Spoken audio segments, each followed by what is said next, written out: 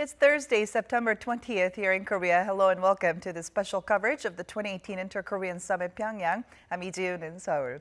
So it's the final day of the third Inter-Korean Summit and President Moon Jae-in's last day in Pyeongyang. On Wednesday, the two leaders arrived at a number of agreements to boost inter-Korean relations and move toward denuclearizing the peninsula, as North Korean leader Kim Jong-un promised to destroy key nuclear and missile test sites, while the two sides also agreed to remove the threat of war from the Korean peninsula. Now, following yesterday's joint declaration, reactions have been pouring in from all over the world on how the two Koreas have made a major headway toward denuclearizing the peninsula and ending the 65-year-old war. And although the two leaders wrapped up their official meetings of the summit, President Moon and Chairman Kim went on a hiking trip to North Korea's most famous Baekdusan mountain earlier today to further solidify their relationship. And before we go on any further, let's turn to our Blue House correspondent Shin Se-min at the main press center in Dongdaemun Design Plaza in Seoul. So Se-min, as for the latest information on President Moon and his trip to Baekdusan Mountain, do we have any updates on that? Yes, of course. The latest bit of information that we have received from the joint Pyeongyang press corps is that the first couples of the two Koreas have made it to the Baekdusan Mountain and even to the crater lake of Cheonji, which sits on the borderline of North Korea and China. And the joint press corps also said that the leaders have stopped by at a Hyangdo station where trains going to and from the Baekdusan Mountain stop over. And about President Moon's trip back home, we know that President Moon will be heading right back home straight from Seoul from the Samjiyeon airport near the Baekdusan Mountain after his last meal up in the north.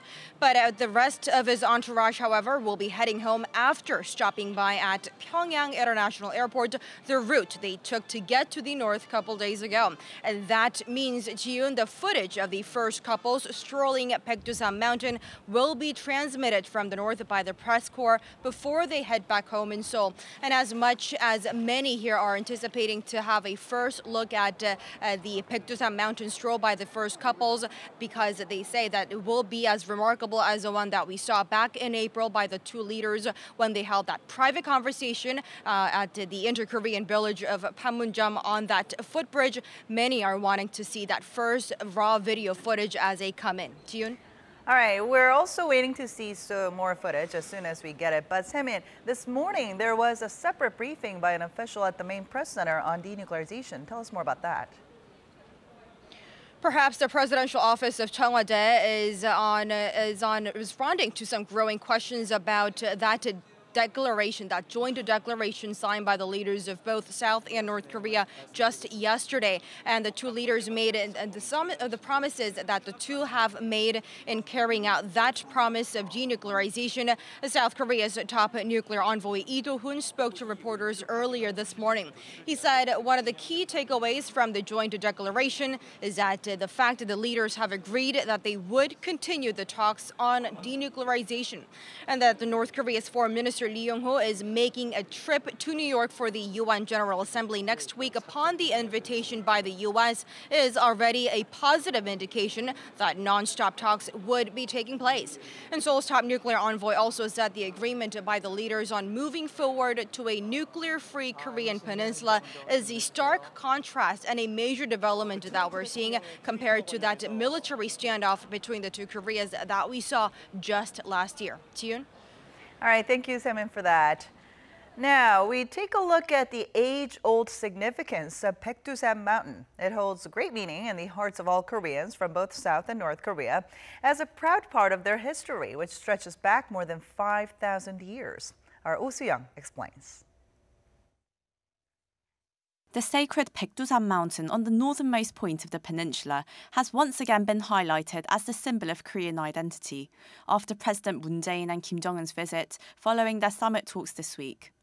Meaning Whitehead Mountain in Korean, Baekdusan is the highest mountain on the peninsula and in northeast China with a height of 2,744 meters. It has had a major role in Korean history, stretching back more than 5,000 years. It's the birthplace of Tangun, the legendary founder of Korea, who ruled for some 1,500 years according to myths. He first established his capital in the city of Pyeongyang before turning into a mountain god.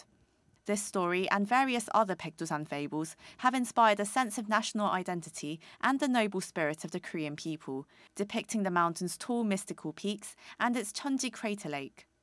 North Korea's ruling Kim family has even claimed to be descended from the so-called Paektu bloodline, a move seen as an attempt to legitimize its leadership over 3 generations. With its historical significance still alive in both present-day Koreas, the South and North during the 2007 summit agreed to run tours to the mountain and establish a direct air route from Seoul, but the plan was never carried out. And during the April summit in Panmunjom this year, President Moon expressed his wish to visit Paektusan Mountain and see its crater lake, Lake Cheonji, from the Korean side and not the Chinese side. Kim appears to have taken note, inviting Moon on a trip to the mountain on the last day of his Pyeongyang visit. Many observers believe this indicates a positive move towards cooperation, as the two Koreas set out to overcome decades of military tension and frosty relations. Oh Soo-young, Arirang News. So it's turning out to be quite an action-packed 3 days for the two Korean leaders. From the first airport meeting surrounded by crowds of cheering North Koreans, and Moon's speech addressing 150,000 locals to this early morning trip to the sacred Paektusan Mountain. Also closely watching these scenes are experts from around the world, including Julian Koo, professor of law at Hofstra University. It's great to have you with us, Dr. Koo. It's good to be on the show. All right, so as an international observer, we're curious to hear what you make of the two Korean leaders visiting the symbolic mountain together after their summit talks on Wednesday and Tuesday. Well, I think experts from around the world could agree with me that the optics, the emotional charge of the summit has been very positive. It's been a opportune moment for both North Korea and South Korea to bring the relationship to a whole new level. And clearly, in this third inter-Korean summit, that's been achieved. In fact, I would venture to say that Mr. Kim Jong-un and President Moon Jae-in have brought the relationship to a level that has not been achieved before in reference to the 2000 summit and the 2007 summit. And all this was very clear for the world to see in terms of the rapport, the positive vibes, the interactions, and the various activities that unfolded over the last 3 days, topped up with the visit to the mountain. So I think in that aspect, everything has been near perfect. But I think now the challenge remains about how the denuclearization process is going to unfold going forward. And I think we're still in a very sensitive period. And if both leaders are able to lead the charge in the right way, which we've seen over the last few days, I think we could see some positive outcomes over the next few months. All right, so with that, let's turn to the agreement reached by President Moon and Kim Jong-un yesterday after their first meeting in April and the subsequent U.S.-North Korea summit in Singapore. Many criticized the lack of detail and specific measures in their joint declarations. So what kind of agreement were you hoping to see this time around? And would you say that you're satisfied with the outcome? Well, I think most experts who work in this field and who have a very deep interest in the nuclear security and nuclear stability and overall stability of the region probably would be quite dissatisfied, because we are looking for specifics, we are looking for concrete commitments. But I think we need to be very balanced about this whole affair. I mean, right now, this year alone, we've seen several milestones in terms of trying to establish a basic relationship that is underpinned by trust, by credibility, by confidence. And mind you, in 2017 and prior to that, the picture was entirely different. There was a lot of suspicion, there was a lot of saber rattling, there was a lot of instability. So we've seen a 180-degree turn over the last 12 months. And there's a need to maintain the momentum in terms of the positive vibes and trying to build up this trust, which has been lacking for many years. So I think the ambiguities that prevail in the declaration we saw in April 2018 and the joint declaration we're seeing now is there for good reason. It's meant to give some room for flexibility and some room for maneuver by both sides, instead of locking them down into a series of commitments that, if they can't be achieved, would lead to utter disappointment and a regression back to 2017. So I think a balance needs to be struck. And to be fair, the summit it very likely has achieved this balance. But going forward, clearly, we'll need to ratchet or step up in the game and have more specifics bolted into ensuing agreements, because deadlines have to be set. Metrics for performance have to be established as well to determine if the denuclearization process is going to be achieved. And this has to be a tangible outcome. Now, we're also curious to hear what you made of the summit as a whole, especially compared to the previous inter-Korean summits held in Pyongyang in 2000 and 2007. Well, as I mentioned before, President Moon Jae-in and Mr. Kim Jong-un have brought the bilateral relationship between North Korea and South Korea to a whole new level. This is unprecedented. I mean, the name of the game right now, in terms of the series of meetings, is all about symbolism, the optics of it. This is very important because it involves the buy-in and support of both the North Korean and South Korean peoples, and in fact also the global audience, and in particular, the audience in the United States who support their current President Donald Trump, who's an important individual, whether we like it or not, in the ongoing process in trying to resolve the current crisis. So I think in that respect, there's been a massive achievement. I mean, with no disrespect, but President Kim Dae-jung and President Roh Moo-hyun never got to go to, Baekdusan Mountain. So this is clearly a breakthrough. The relationship has gone to a deeper level.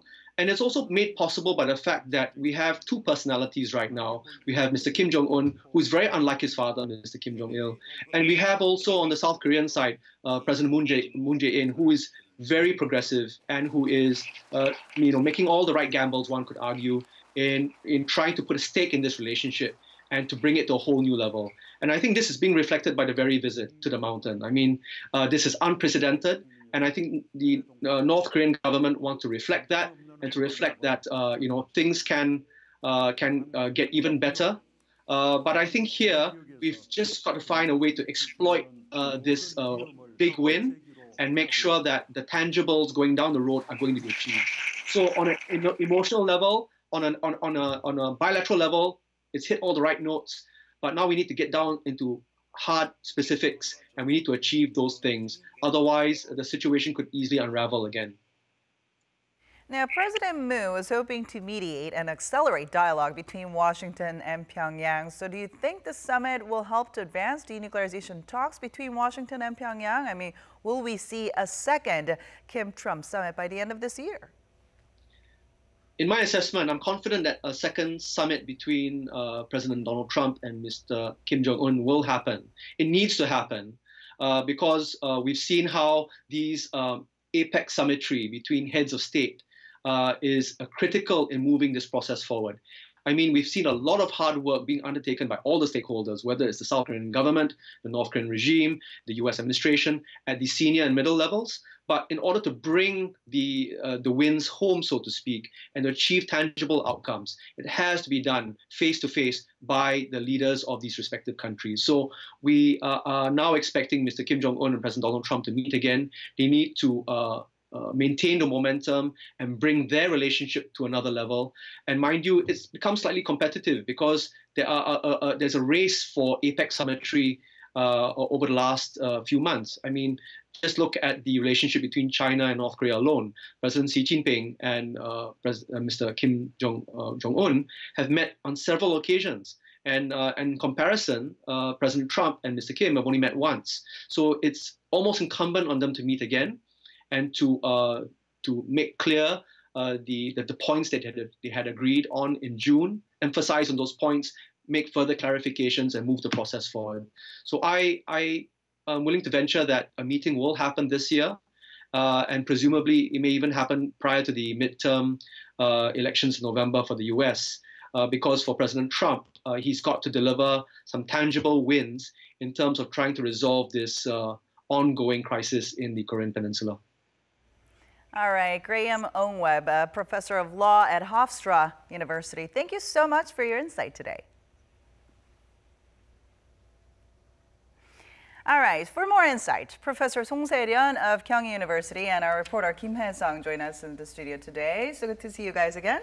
Good to be here. All right, so let's start with the two leaders heading to Paektusan Mountain earlier today. This was a rather sudden, unexpected hiking trip by the two. So what can we make of this? Well, the fact that they're going on a hiking trip, that says to the self-congratulation a little bit. We have this much achieved, so we're going to go take a rest and do a little bit of sightseeing. This is something that President Moon Jae-in wanted to do all along.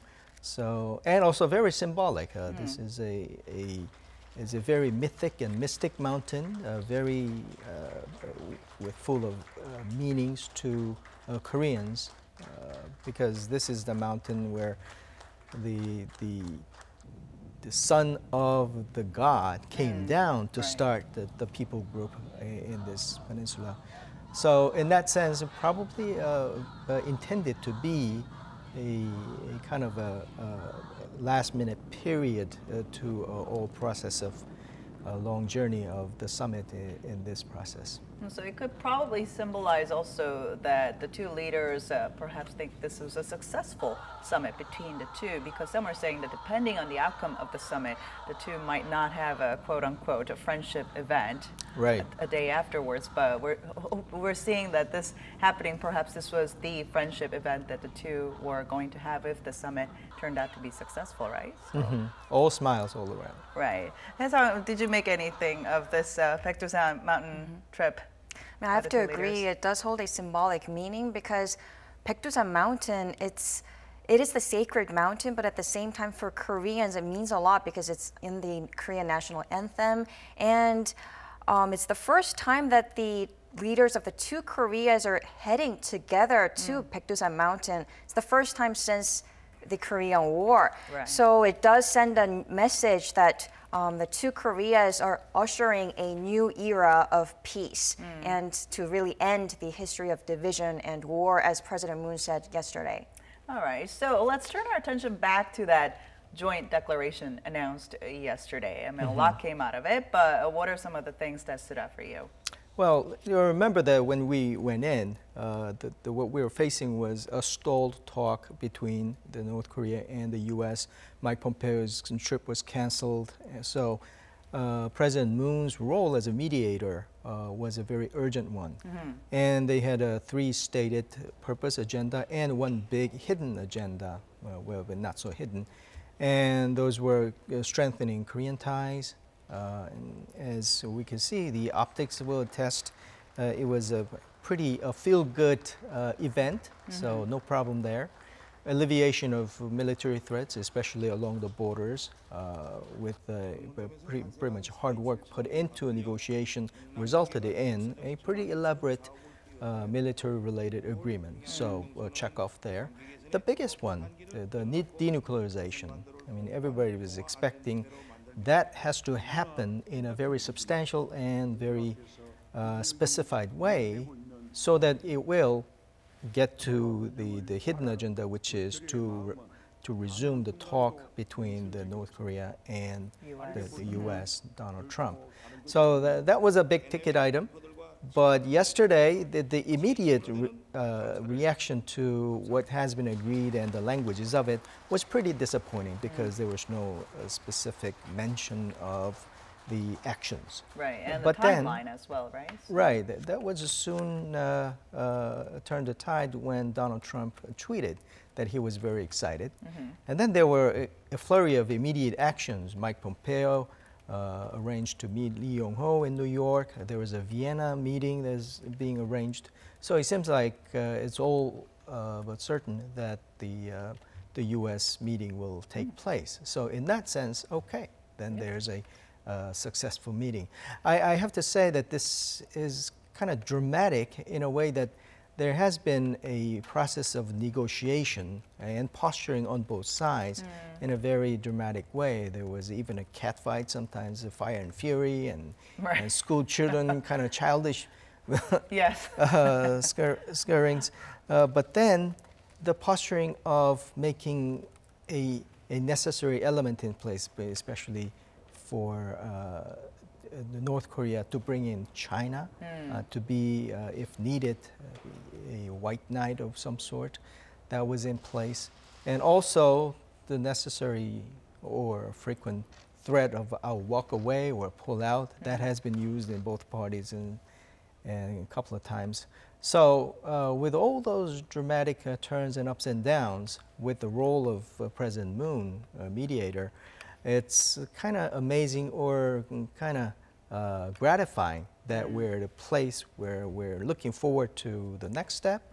And instead of talking about, you know, the threat of war, now we're talking about what kind of peace process we can accomplish. So we're not there, but at least that prospect is pretty stark from the depressing prospect we had about a year ago. Right. Now, but the premier pledge on denuclearization from yesterday contained a big precondition from North Korean leader Kim Jong-un, saying that he permanently dismantle his nuclear complex, main nuclear complex, only if the U.S. takes unspecified counter or corresponding measures. So what can we make of that? Well, of course, corresponding measure, a lot of experts think that it's about the end of the war declaration. Signing a peace treaty. Right, signing a peace treaty. U.S. has been that, no, you denuke first, then comes the treaty. And then North Korea said, well, give us that one first so that we can begin the process of denuclearization. I think what we have is kind of a middle point where President Moon has suggested that if there is a sufficiently concrete commitment towards that direction to go down the path of the denuclearization, then maybe in exchange, the peace treaty could be committed. I think that's what we have here. In Washington, probably, they'll talk more about the specified action-oriented items, and if it's acceptable to the U.S., probably they'll commit to peace treaty in a very specified schedule. So, Hae-sung, do you think this will be enough for U.S. President Donald Trump to pick up from where President Moon Jae-in has left off? I mean, he has played his mediator role during this summit, and U.S. President Donald Trump obviously had very positive reaction to this week's summit on his tweets and during his interview. So what are your thoughts on that? So Professor Song just said the hidden goal was to revive the talks. It is hidden, but it's actually the main goal for President Moon to revive the stalled talks between Washington and Pyongyang. And before the summit, so before the summit started on Tuesday, the White House didn't provide any statement. It's just the U.S. State Department saying we welcome the talks and we'll see how it goes, but the sanctions will remain in place. Remember that while the negotiations or summit talks between President Moon Jae-in and North Korean leader went on, U.S. Security Council held this urgent meeting to discuss sanctions on North Korea. So there were some pessimism or concerns that the stalled talks between North Korea and U.S. will not take place. But right after the summit yesterday, so Wednesday, Korea time, Mike Pompeo said in the statement, let me quote, on the basis of these important commitments, the U.S. is prepared to engage immediately in negotiations to transform U.S. DPRK, so North Korea relations. So that is a positive response from the U.S. So we can say it's we can see some optimistic changes or upcoming events. Right. I mean, it's as if they kind of waited for this, right? Their quick responses. Right on cue. Yeah. On cue. So do you think we'll be seeing a second Kim-Trump summit within this year? I think so. Okay. I think they're deeply committed to prepare for that. And I think it's almost certain because I think both parties really want this. Of course, Kim Jong-un has been gearing for this opportunity, but Donald Trump, with the prospect of midterm election and his waning approval rating, he really wants some big victory. And the peacekeeper for the world peace, I think that's the big prize he's gunning for. Now, we also had that military agreement signed by the two sides yesterday, along with the joint declaration. So how would this agreement help to further carry out the Pyeongyang declaration signed back in April? I know that this is going to eventually help to rid the peninsula of any military threats between the two Koreas, but this is actually a road towards less war fears on the peninsula and normalize the ties between the two Koreas, I believe. Very much so. The regional skirmishes has been a fact of life for Koreans, but they always had a threat that these small skirmishes could elevate or escalate to a more unfortunate war situation. So taking care of those issues and the border issues, especially demilitarized zone and the Western Sea situation, and also Panmunjom area disarmament, those things could contribute a lot to significantly alleviate the threat of those regional skirmishes happening. All right. I think that this is not only the implementation of what we agreed before, but the big meaning, I think, is getting to the details finally. Right. Not just the declaration, not just the agreement, but getting down to nitty-gritty details. Multi-page agreement, which will be closely scrutinized by all the related parties, including the U.S. So this is a very positive in that it addresses the details. Yeah, the devil is in the details indeed. Now, what's interesting is that behind the scenes of this week's summit was the mysterious Kim Yo-jong, Kim Jong-un's sister. She was caught on camera many times running around and trying to make sure that things ran smoothly right beside her brother Kim Jong-un. So could this be an actual debut for her? I mean, we've seen her before, but this time it actually showed that she was a very a loyal confidant to her brother and also a very top official in the North Korean regime, as showed. We can't avoid that conclusion. She is a family member, very highly statured woman, and we saw that she's not just a sister, but she can smooth things out, and she's a go-to person if something's to be smoothed over or talked about. So in terms of communications, probably it's a good thing to have somebody who is very trusted and reliable. Now, what's the remaining schedule for today for the two leaders and President Moon before he heads back home? So the remaining schedule for now, it's not 100% confirmed by the Blue House, as I checked with the Blue House correspondent. But so far, what we have is President Moon Jae-in will have lunch at Baekdusan Mountain, and then he'll take the plane from Samjian Airport and then return to Seoul. So the plan is to return to Seoul by around 6 p.m. today. Okay. Now, when can we expect Mr. Kim to visit Seoul, you think? Well, I think it has to be, well, I think it was said that it's going to be this year, within this year. So would that be before or after Washington trip? I would tend to think they would be after, because it would be too much of a busy schedule to do a high-profile one before the U.S. trip. Right. And U.S. trip is pretty constrained in terms of schedule because Donald Trump wants it to happen before the midterm election. Midterm election is in November, so it should be sometime in October, which is next month. So I think that the Seoul trip will be kind of a aftermath of whatever accomplishments they've chalked up at that point. Well, considering we only have like 3 months left to the year 2018, it seems like we have a lot of important summits left on our calendar. But you talked about China before, but I mean, we had some reaction from China. Do we have any more details on that? I think that China, you know, back a couple of months ago, I think we were even talking about, is China relevant in this process? China passing in all those. But then we soon realized that North needs China to be there to be a safeguard. And China wants to be involved very much because of the regional importances that China has inherently.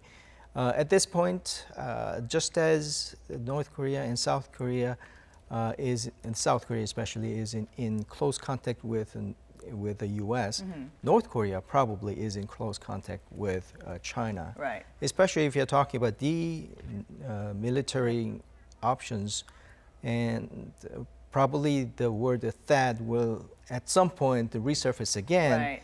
And the stance that China has, they always has been against the installation of THAAD and the implications that it has in the Korean Peninsula and China.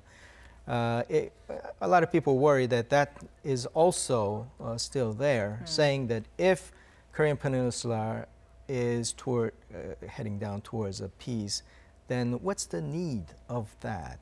It should be removed. And although Kim Jong-un already said that the U.S. troops in Korea is a separate matter with the peace process they're pursuing, that could surface again, depending on what China wants.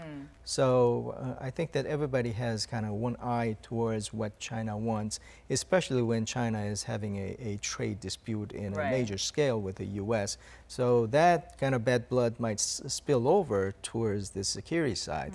So it's not a comfortable situation. Now, going back to the nuclear or the joint declaration between the two Koreas, would we see some immediate action from North Korea in terms of dismantling its nuclear facilities and all? I think that they have to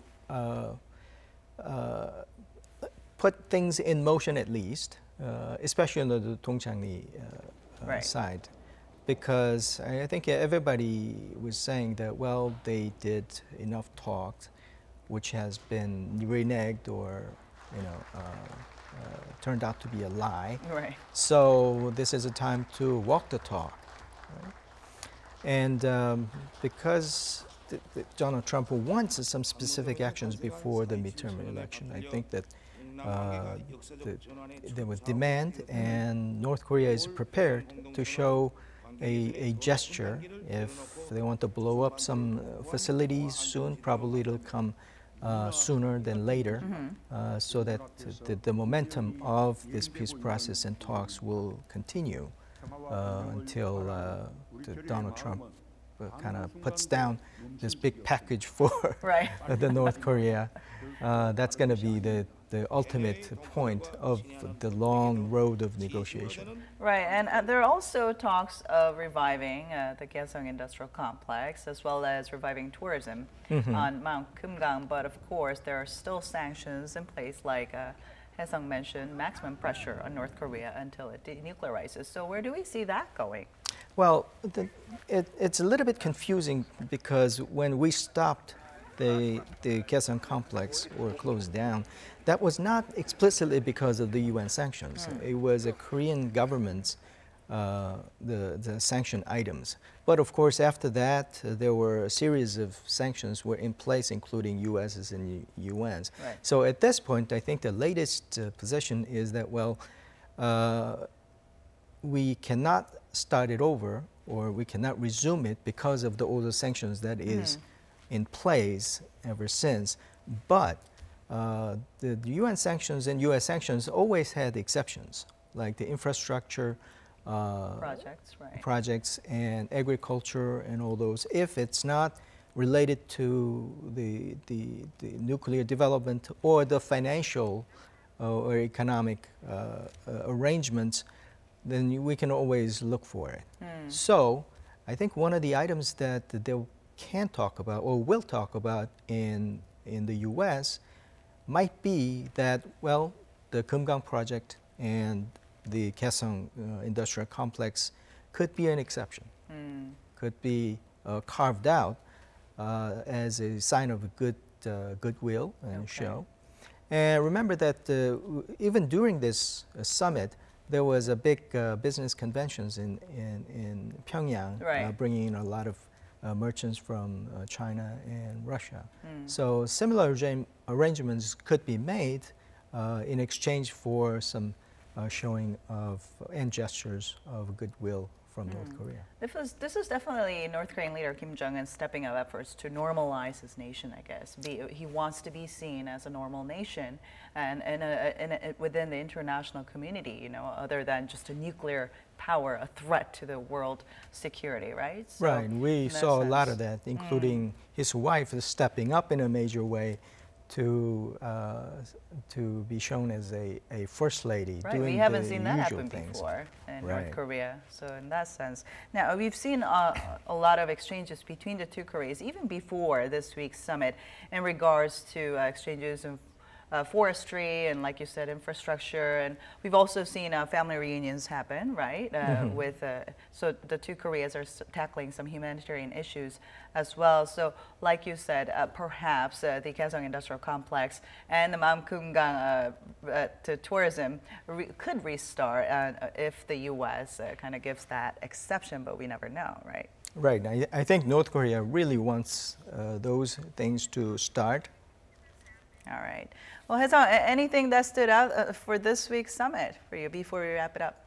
I mean, the scenes, like the first summit, it's like from the first summit in Panmunjom leading up to the second summit in May, and then to the third summit this time in Pyeongyang. They're all historic summits, and I'm just glad that there are more substantive, concrete pledges to denuclearization, and I hope that could be put into action and we can really see a new era of peace on the Korean Peninsula. All right, let's definitely hope for that. Thank you so much for coming in today, guys. Thank you.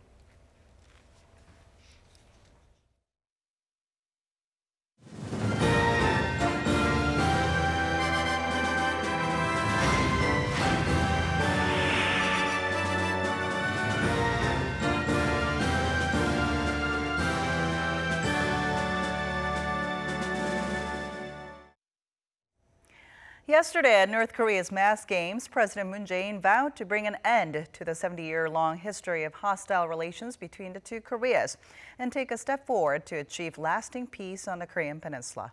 Our Won Jung-hwan has the story. While attending North Korea's mass games at Pyeongyang's Neungna-do May Day Stadium, President Moon Jae-in delivered a public speech in front of some 150,000 citizens of the North Korean capital.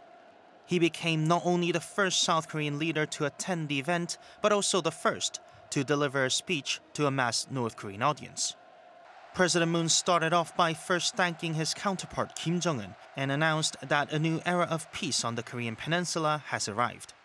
While explaining some of the key points of the Pyeongyang summit agreement that was reached by the two leaders, President Moon declared to the 80 million Koreans and to the world that there will be no more war on the Korean Peninsula.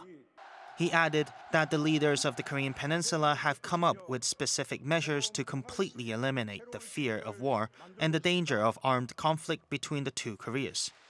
President Moon also emphasized the achievements of the inter-Korean summits and said, together they will build a new future. 우리는 5,000년을 함께 살고 70년을 헤어져 살았습니다. 나는 오늘 이 자리에서 지난 70년 적대를 완전히 청산하고 다시 하나가 되기 위한 평화의 큰 걸음을 내딛자고 제안합니다. He then concluded his speech with a proposal outlining the new future of the Korean Peninsula. 김정은 위원장과 나는 북한남 8천만 개의 손을 굳게 잡고 새로운 조국을 만들어 나갈 것입니다. 우리 함께 새로운 미래로 나아갑시다. 원정환, 아리랑 뉴스. So this mass games had conveyed strong anti-U.S. messages in the past, but the events on Wednesday night was different, as they focused instead on recent improvement in inter-Korean relations. Our Kim Dami has more. Day 2 of President Moon Jae-in's visit to Pyeongyang ended with a mass gymnastic performance, the mass games at the May Day Stadium on Wednesday. The May Day Stadium, located in the heart of Pyeongyang, is the largest stadium in the world with a total capacity of 150,000. The event on Wednesday night kicked off with a drone show highlighting the theme of the event, A Glorious Country. Around 150,000 spectators attended the event, as tens of thousands of dancers and acrobats staged highly synchronized performances, such as acrobatics. Although the games from the years past had conveyed strong anti-U.S. messages, the hour-long show was reportedly modified slightly for visitors from the South. Performances and slogans such as the train from Pyeongyang to Busan reflected the recent improvement of inter-Korean relations. Delivering a speech to some 150,000 audience as the first South Korean leader to do so, President Moon also thanked the performers for welcoming the South's delegation. The song Our Wishes reunification at the end of the ceremony further highlighted the warm, welcoming atmosphere in the stadium and hopes of achieving peace on the Korean peninsula. It was touching to see slogans related to reunification. Everyone sitting next to me appeared to be deeply moved. It feels like reunification is just around the corner. We should all continuously work towards reunification. 김다미, Arirang News. U.S. President Donald Trump, meanwhile, praised the third Inter-Korean Summit of the year, saying there's been tremendous progress with North Korea on several fronts, including Pyongyang's denuclearization. Our Lee Seung-jae reports. Speaking to reporters at the White House on Wednesday, U.S. President Donald Trump praised the Inter-Korean Summit, adding the agreements reached between the two leaders in which the North said it would permanently abolish its key missile facilities with witnesses as being very good news. We had very good news from North Korea, South Korea. They met and we had some great responses. I got a tremendous letter from Kim Jong-un. As you know, it was delivered 3 days ago. We're making tremendous progress with respect to North Korea. The U.S. leader also talked about the progress being made with North Korea, putting an emphasis on the ending of missile and nuclear testing. Prior to becoming president, it looked like we were going to war with North Korea, and now we have a lot of progress. We've gotten our prisoners back. We're getting our remains back. They continue to come in. A lot of tremendous things, but very importantly, no missile testing, no nuclear testing. Now they want to go and put a bid in for the Olympics. No, we have a lot of very good things going. Meanwhile, U.S. Secretary of State Mike Pompeo says the U.S. is prepared to immediately engage in talks with North Korea in the wake of this week's Inter-Korean Summit.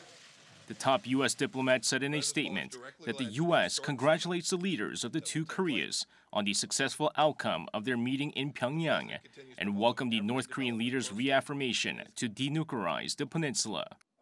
Pompeo says he has invited his North Korean counterpart Lee Yong-ho to meet him in New York next week on the sidelines of the UN General Assembly, where they are both scheduled to be in attendance. He also said the U.S. has invited Pyongyang officials to meet with the new U.S. Special Representative for North Korea, Stephen Biegun, in Vienna at the earliest opportunity. Lee Seung-jae, Arirang News.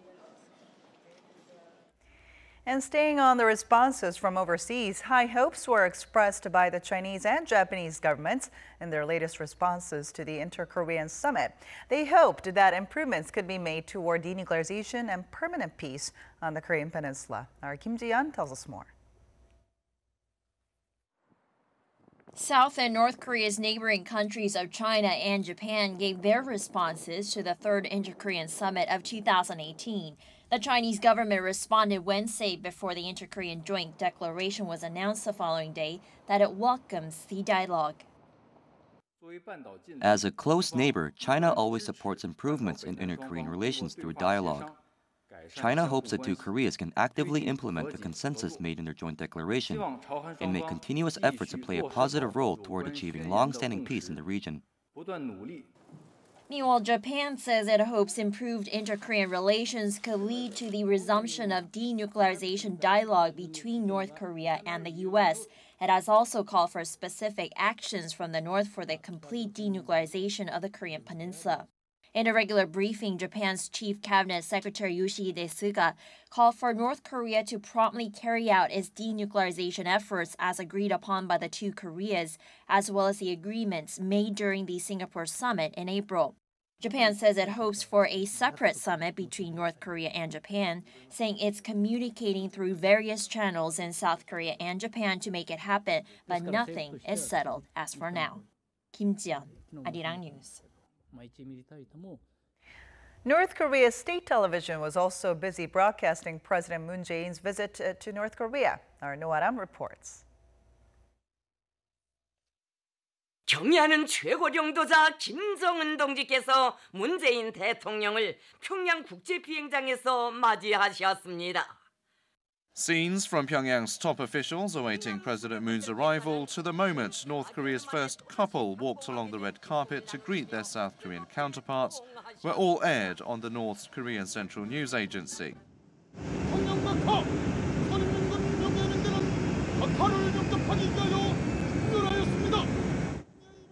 The KCNA also calls the names of each Seoul government official accompanying President Moon.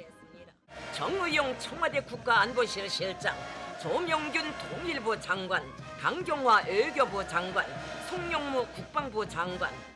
The KCNA also aired several scenes of President Moon bowing deeply to the North Korean public and officials, a gesture only reserved in the north for the ruling Kim family. Although there was a one-day delay, the KCNA broadcast detailed scenes of the Inter-Korean summit every 25 minutes.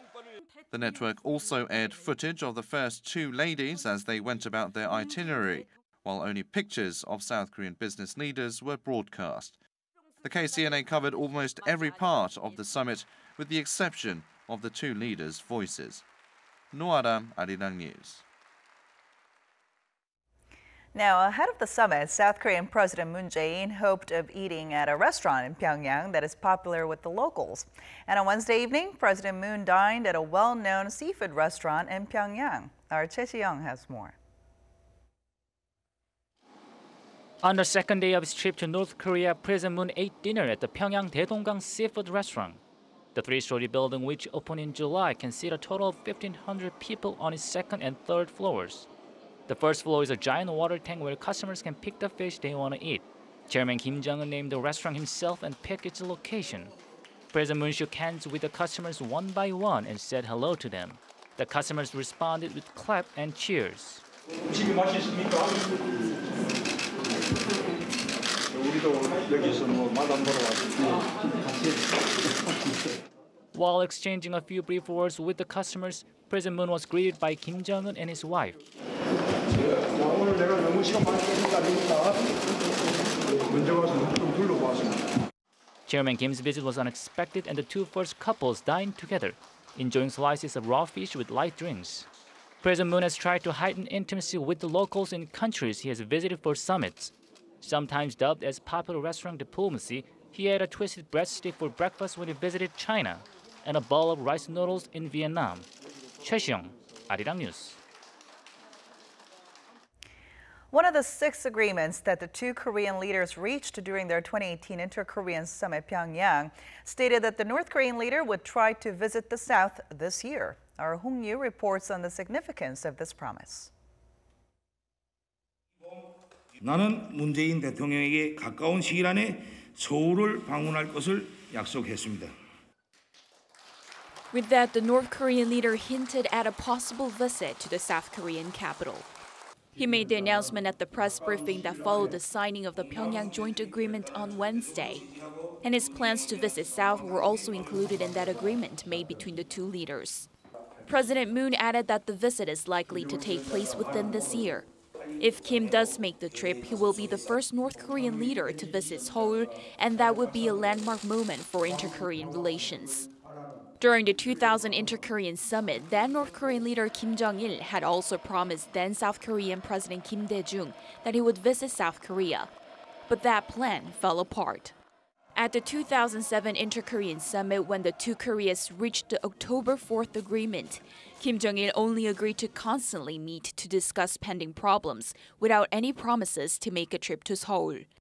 Therefore, Kim's announcement came as a surprise. I was talking with an important figure from the Unification Front Department, and according to him, everyone was against Kim Jong-un visiting Seoul. So it was solely Kim's decision, and no one was able to stop him. It looks like they are really worried. Kim Jong-un's decision to visit Seoul, despite all the opposition, hints at his willingness to take the inter-Korean relations a step further, and that the visit may actually happen this time. Hong Yu, Arirang News. All right, that wraps it up for now, but stay tuned to Arirang throughout the day for more up-to-date news on the 3rd Inter-Korean Summit and more. As always, thanks for watching and see you soon.